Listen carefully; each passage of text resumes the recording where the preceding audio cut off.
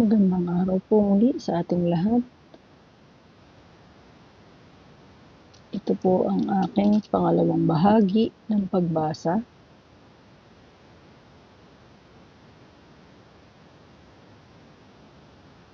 O continuation po sa kauna-unahan kong pag-upload ng unang-una kong pagbasa. Narito po ako dito sa party sa ating Panginoon. Ayon dito sa ating Biblia, sa Kawikaan,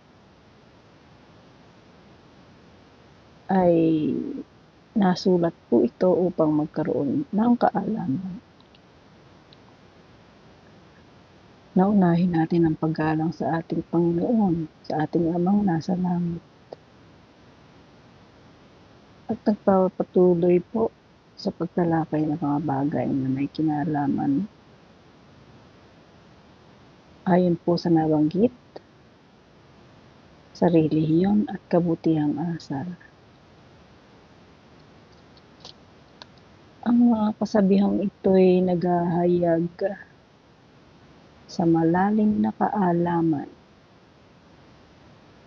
ng mga unang guro ng Israelita tungkol sa kilos ng taong marunong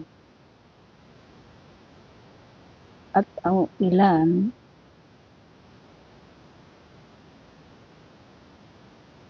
sa mga ito ay may kinalaman sa pangangalakal, sa kaugnayan ng pamilya at pakikitungo sa kapwa.